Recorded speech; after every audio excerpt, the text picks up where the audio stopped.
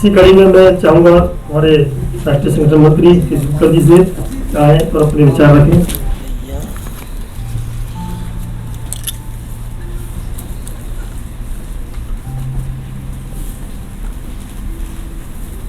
Sir, कार्यक्रम की जब सूचना दी गई तब सभी को सूचना दी थी कि 3 बजे से 5 बजे तक ये कार्यक्रम रहेगा।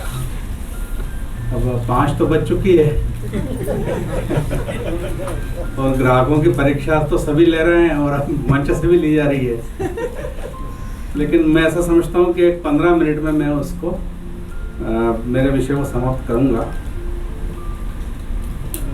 जब से ये सत्र चालू हुआ है तब से सत्र इतना गंभीर होता चला गया कि ऐसा लगा कि ग्राहक संरक्षण विषय बहुत गंभीर है।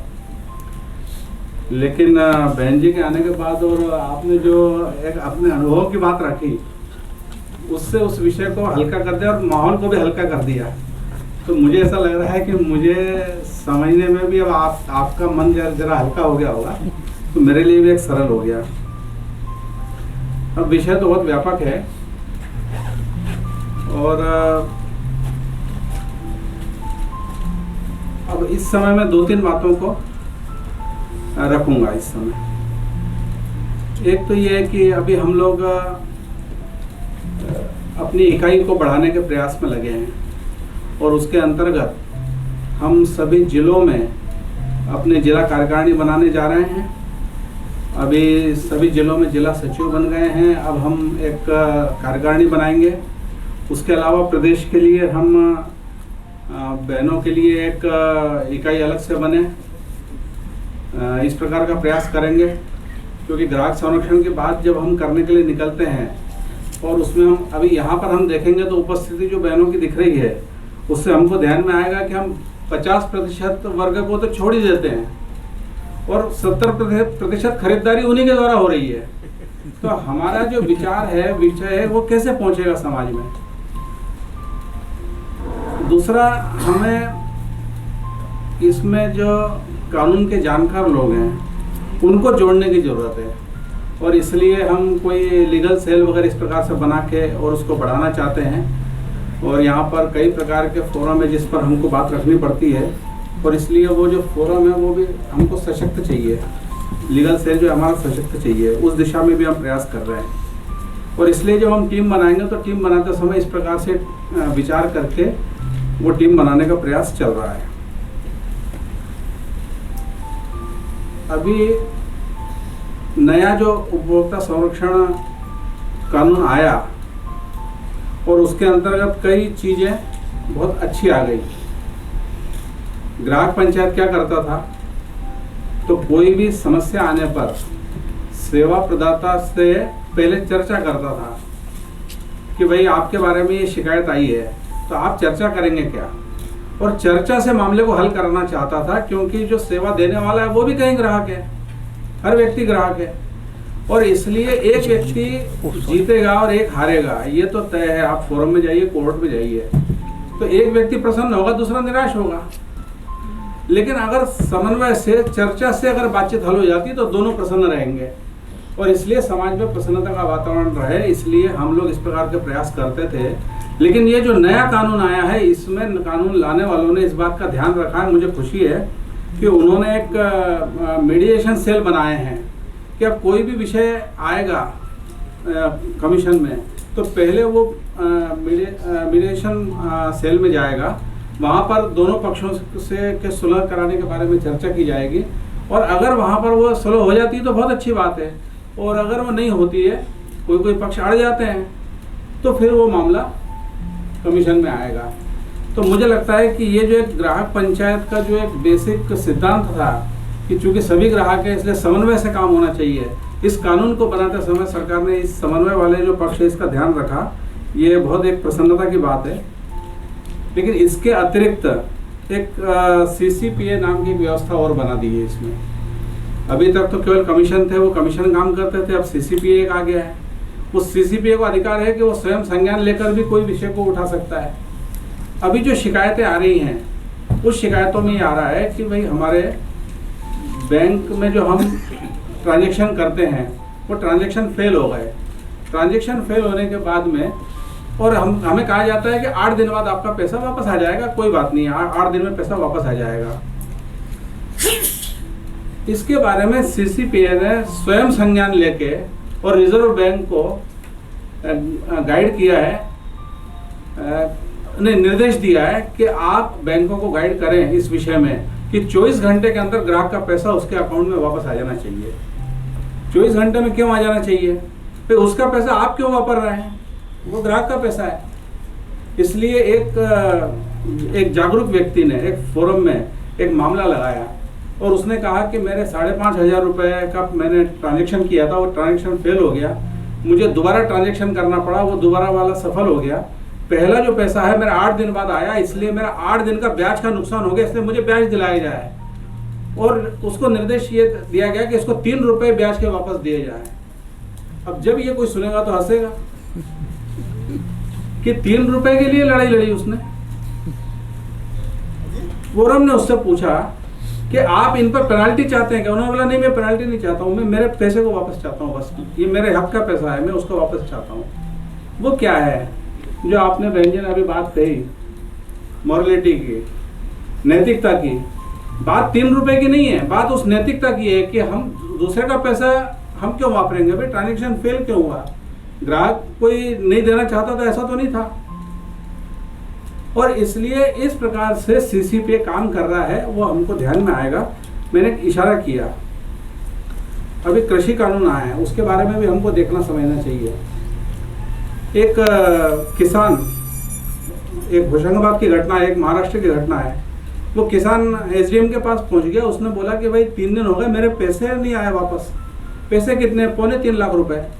एक व्यापारी जो किसान का माल खरीद रहा है उसके लिए 3.25 लाख रुपए कुछ नहीं होते हैं, लेकिन एक किसान है वो उसके लिए 3.25 लाख रुपए की क्या कीमत होती है? हम इससे समझ सकते हैं कि पैसा उसके पास जब आएगा, आजकल तो बैंक में आ रहा है, जब पहले पैसा उसके हाथ में आता था तो वो सारी उधारी चुकाते जो पैसा बच जाए वो घर पे लेके पहुंचता था। किसान की ये हालत है। और 3 दिन हो गए, आपने उसका माल ले लिया, आप उसको पैसे नहीं दे रहे हैं। तो एसडीएम के पास किसान पहुंचे तो किसान को वो उसकी रकम वापस दिलवाई एसडीएम ने। ये इस कानून के कारण ये किसान को संरक्षण मिला है। तो जो भी कानून आते हैं, जो भी नई व्यवस्था आती है, उसको हमारी टीमों ने अध्ययन करना, अध्ययन करने के बाद वहाँ उसमें क्या लोगों को अधिकार दिए गए हैं, उस अधिकार को दिलाने के लिए प्रयास करना। और इस प्रकार के काम अगर हम करते हैं तो ये जो भी कानून और व्यवस्थाएं आती हैं, तो ऐसा लोग कहते हैं कि वो कानून तो बहुत बने हुए हैं, लेकिन होता क्या है? वो होता इसलिए नहीं है कि हम जागरूक स्वयं नहीं है, या हम एक दूसरे को मदद करने के लिए वैसे हमारी तैयारी नहीं है, या हम उसको समझ नहीं पाए हैं। तो हमको सक्रिय रहकर वो करना है। एक विषय अभी कुछ दिनों से और चल रहा है, वो चल रहा है प्राइवेटाइजेशन के बारे में। वो विषय इस प्रकार से चल रहा है कि भाई कुछ चीज़ें निजी हाथों में जाती जा रही हैं, तो वो जाएंगी, उसके बारे में कोई बहुत घबराने की और उसकी बात नहीं है। हम पूछते हैं कि आप अपने बच्चों को सरकारी स्कूल में पढ़ाना चाहते हैं कि प्राइवेट स्कूल में? जब मैं ये पूछता हूँ किसी से कि आप अपने बच्चों को सरकारी स्कूल में पढ़ाना चाहते हैं कि प्राइवेट स्कूल में, तो बोले नहीं, हम प्राइवेट स्कूल में पढ़ाना चाहते हैं। अच्छा, तो आप सरकारी अस्पताल में इलाज करा लीजिए। बोले नहीं, हम प्राइवेट में इलाज कराना चाहते हैं। क्यों आप प्राइवेट की ओर जाना चाहते हैं? आपको लगता है कि शायद वहाँ सेवा अच्छी मिल रही है। तो अगर प्राइवेटाइजेशन हो रहा है तो इसमें गलत क्या है? अगर ग्राहक को वहाँ लाभ मिलता हो तो वहाँ जाएगा। अभी जैसे बैंक के बारे में विषय आया था और बैंक के बारे में हमको बताया कि सरकारी बैंक में पैसा रखना चाहिए। ये समझने की चीज़ है कि कौन से इसमें सरकारी चीज़ का उपयोग करना है, कौन से इसमें प्राइवेट का उपयोग करना है। ये चयन का अधिकार ग्राहक को मिलेगा ना, ग्राहक को अधिकार है उसके बाद भी चयन करने का। और इसलिए ये जो एक व्यवस्था है कि अब ये प्राइवेटाइजेशन हो रहा है तो क्या होगा? कुछ नहीं होगा। कुछ भी अगर होना है वो कैसे होता है? हमारी जागरूकता के अभाव में होता है। एक ने पूछा कि स्वतंत्रता की गारंटी क्या है, तो एक बहुत बड़े व्यक्ति ने यह कहा कि सतत जागरूकता ही स्वतंत्रता की गारंटी है। वरना कब आप परतंत्र हो गए आपको पता ही नहीं चलेगा, कब आप दूसरे के झांसे में आ गए यही आपको पता नहीं चलेगा।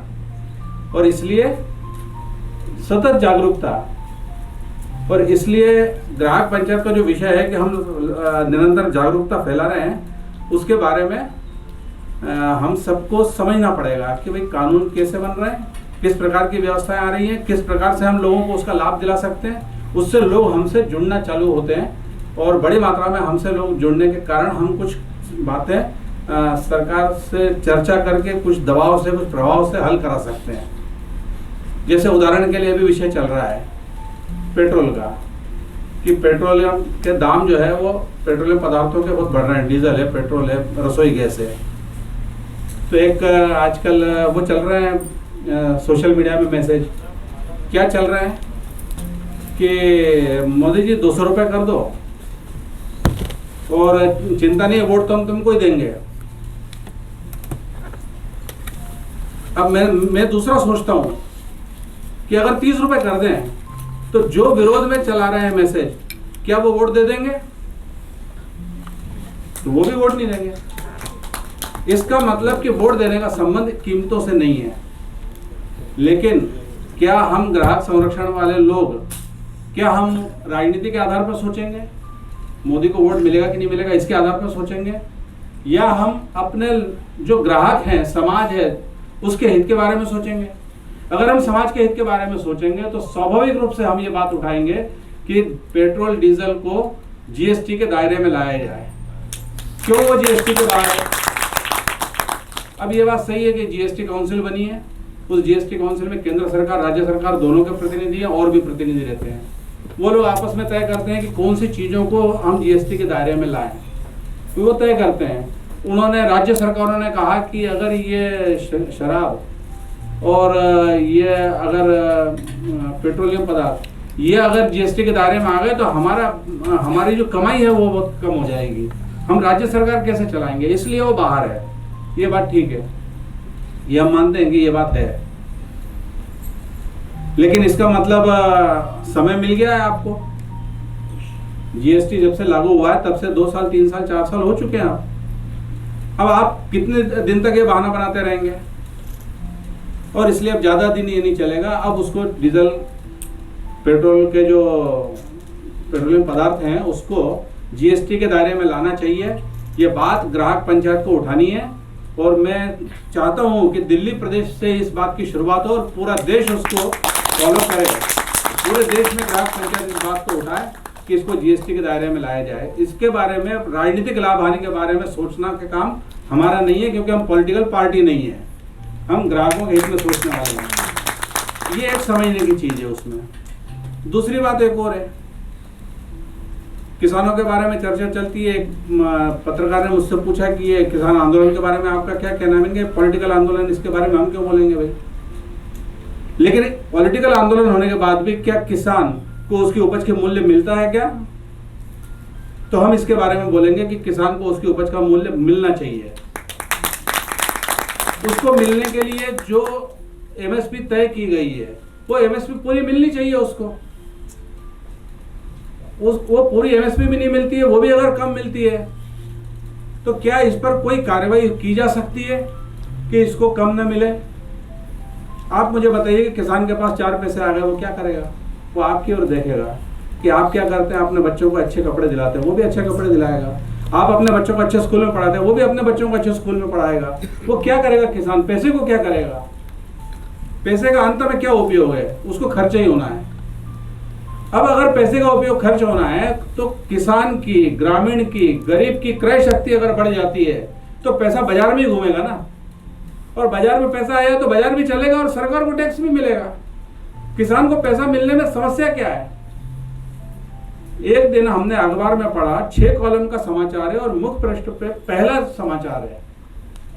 कभी प्रधानमंत्री का उद्बोधन होता है तो जहां पहला समाचार आता है उस स्थान पर पहला समाचार है कि बड़वानी से एक किसान इंदौर आता है, उसकी गिलकी ये 1.5 रुपया किलो में बिक रही है वहां। और उसके बगल में दूसरा फोटो छपता है कि परदेशी पूरा बाजार में 40 रुपए किलो में गिलकी शाम को मिल रही है। आप कल्पना कर सकते हैं कि किसान को 1.5 रुपया मिलेगा गिलकी का और ग्राहक को 40 रुपए में खरीदना पड़ेगी। ये 38 रुपए 50 पैसे कहां जा रहे हैं? ग्राहक जो खरीद रहा है वो खून पसीने की कमाई से खरीद रहा है। किसान जो उगा रहा है वो खून पसीना लगा के उगा रहा है, पैसा किसको मिलना चाहिए था? और 38 रुपये 50 पैसे कौन कमा रहा है? जिसको हम बीच वाला कहते हैं, बिचौलिया, कोई दलाल कहते हैं, कोई कुछ कहते हैं। पहले इसको अच्छी भाषा में कहा जाता था। जैसे नेताजी शब्द पहले बहुत अच्छा था, नेताजी सुभाष चंद्र बोस बोलते थे। आज किसी को नेताजी बोल दो तो नाराज हो जाए कि तुम मुझे भला बुरा करेगा। शब्दों की कीमत गिरा दी हमने। दलाली कोई बुरी चीज नहीं थी, उसको उचित प्लेटफॉर्म मिल जाए वो एक व्यवस्था थी। लेकिन उस व्यवस्था का दुरुपयोग यहां तक हो गया कि उसको 1.5 रुपया मिलेगा और ग्राहक को 40 रुपए में ये मिलेगा। तो ग्राहक पंचायत की ये मांग है कि कोई ना कोई मूल्य सूत्र बनना चाहिए। ऐसा मूल्य सूत्र बने कि जिसमें किसान को पैसा भी मिल जाए या जो उत्पादक है उसको पैसा भी मिल जाए और ग्राहक को भी सही कीमत में कोई चीज मिल जाए। आप ऐसा बता सकते हैं कि अगर 40 रुपए में ग्राहक को मिल रहा है तो 10 रुपए किसान को मिल जाने चाहिए थे। या आप ये कह सकते हैं कि 2 रुपए में आप किसान से खरीदते हैं तो ग्राहक को आप 8 रुपए से अधिक में नहीं बेच सकते। कोई मूल्य सूत्र तो बनना चाहिए कि जिसकी जितनी मर्जी होगी वो करेगा। मल्टीनेशनल कंपनी की पानी की बोतल, एक लीटर की बोतल, एक जगह पर उस पर एमआरपी 15 रुपए लिखा है, एक जगह एमआरपी 20 रुपए लिखा है, एक जगह एमआरपी 25 रुपए लिखा है, एक जगह एमआरपी 40 रुपए लिखा है। एक ही कंपनी और एक ही पानी की बोतल है, एक ही लीटर की। ये ऐसे कैसे हो सकता है? जो मन में आए एमआरपी छाप ले। इसका मतलब ये है कि ये ग्राहक का शोषण के ये तरीके हैं एमआरपी, और इसलिए कोई मूल्य सूत्र बनना चाहिए। कोई ना कोई नियम के अंतर्गत कोई चीज बनी कितने में तो बिकेगी कितने में, ये तय होना चाहिए। दवाइयों के बारे में सबसे खतरनाक मामला है और इसके बारे में जोर शोर से बात उठाने के कारण से अभी एक सुनने में आया है, अभी अब सही कितना है वो अभी थोड़ा सा और उसमें डिटेल में जाना है अभी, लेकिन सुनने में आया है कि अभी दवाओं के लिए केवल एक कोई वो प्राधिकरण इस प्रकार से बना रहा है कि जो उसकी कीमतें तय करेंगे। लेकिन हमारा ग्राहक पंचायत का जो कहना है, दवा तो उदाहरण के रूप में हम बार बार कहते थे कि जैसे उदाहरण के लिए दवा बनती 20 पैसे में, मिलती 2000 रुपए में है, ये हम उदाहरण के रूप में कहते थे। लेकिन ये केवल दवाओं के लिए नहीं है, प्रत्येक चीज के लिए ये तय होना चाहिए कि चीज कितने में बनती है तो वो बिकेगी कितने में। इसका कोई मूल्य सूत्र बनना चाहिए। ऐसी कुछ बातों को लेकर आगे हमको काम करना है। मैं समझता हूँ कि दिल्ली से आवाज़ जो उठती है वो पूरे देश में सुनी जाती है और इसलिए हम लोगों का रोल उसमें बहुत महत्वपूर्ण रहेगा। हम लोग किस प्रकार से अपनी इकाइयों को बनाएं, अपनी इकाइयों में सब प्रकार के जानकार लोगों को रखें और किस प्रकार से हम उस विषय को उठाएं, इसके बारे में सोचने की, काम करने की ज़रूरत है। इतनी बात कहते हुए मेरी बात को मैंने बहुत संक्षेप में रखा, लेकिन इशारे में थोड़ा का और अधिक समझा। ऐसे लोग अब सब लोग बैठे हुए हैं, इसलिए उस बात को समझते हुए अपन हमारे अपनी जो इकाई का गठन है, निर्माण है, वो उस प्रकार से करेंगे ऐसा विश्वास व्यक्त करते हुए आज ये जो अंतर्राष्ट्रीय ग्राहक संरक्षण दिवस जो हम मनाने जा रहे हैं, इसकी सफलता हम उसी से सुनिश्चित करेंगे। ऐसी बात समझते हुए मैं अपनी बात को पूरा कर रहा हूँ। आप सब लोगों ने ध्यान से सुना, इसलिए आपके प्रति कृतज्ञता ज्ञापित करता हूँ।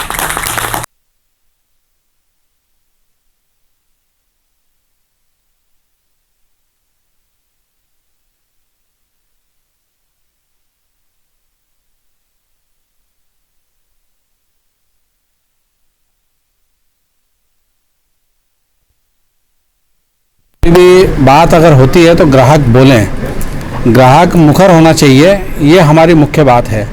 कई बार कुछ ऐसा होता है कि ग्राहकों को समझ में तो आता है कि हमारे साथ कुछ गलत हो रहा है, लेकिन अब कौन बोले कौन सुने, इस प्रकार से वो सोचता है। हम ये कहते हैं कि ग्राहक अकेला नहीं है, अखिल भारतीय ग्राहक पंचायत उसके साथ खड़ी है और हम ये कहते हैं कि ग्राहक तो रहेगा मौन तो तेरी सुनेगा कौन। इसलिए आप मुखर होइए, ग्राहक पंचायत आपके साथ खड़ी है, यही हमारा उनके लिए संदेश है। कहीं ना कहीं ग्राहक पंचायत जो है किस तरह से समाज के बीच तक जाएगा, इसके लिए आप क्या कर रहे हैं? ग्राहक पंचायत लोगों के बीच में जाने के लिए 2 प्रकार से काम करते हैं हम लोग।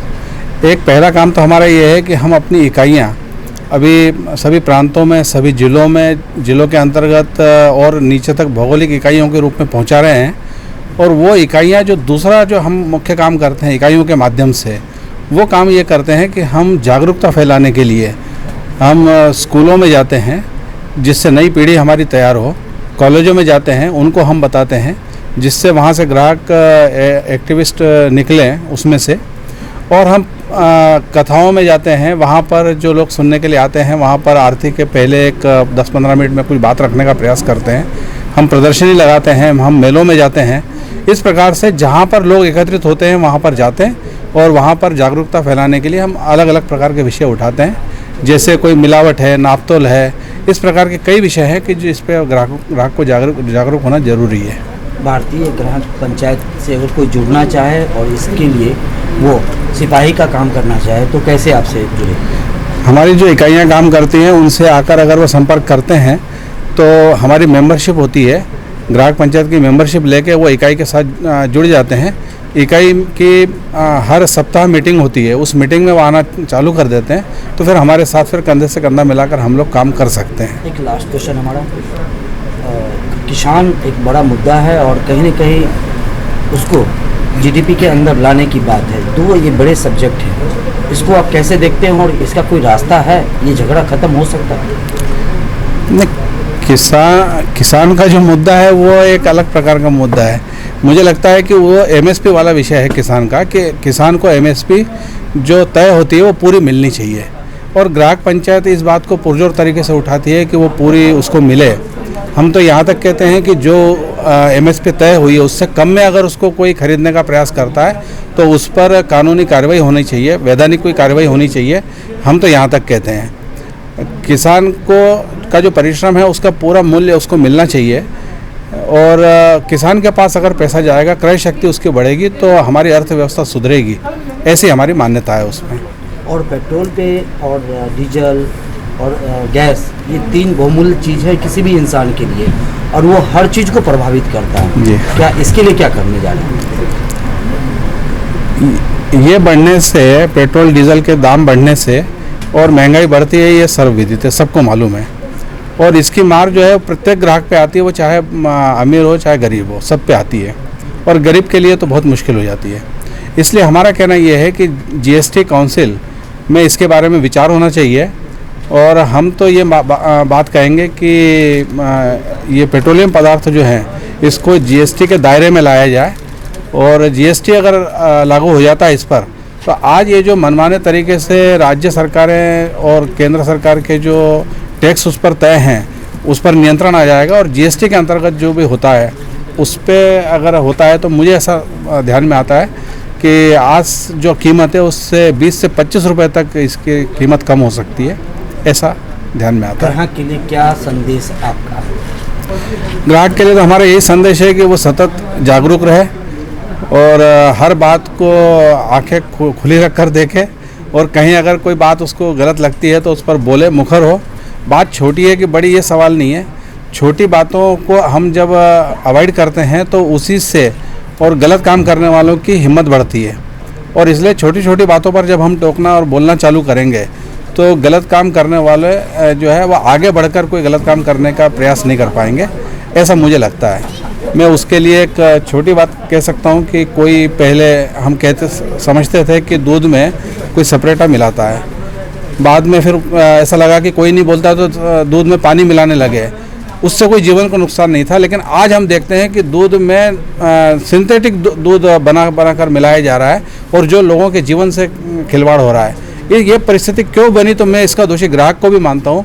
जब कम कुछ गलत था तब अगर वो उसने बोल दिया होता, टोक दिया होता, तो आज इतने अधिक गलत तक वो मामला नहीं पहुँचता, और इसलिए नैतिकता को अगर लाना है तो ग्राहक को मुखर होना पड़ेगा। ये मेरा संदेश है।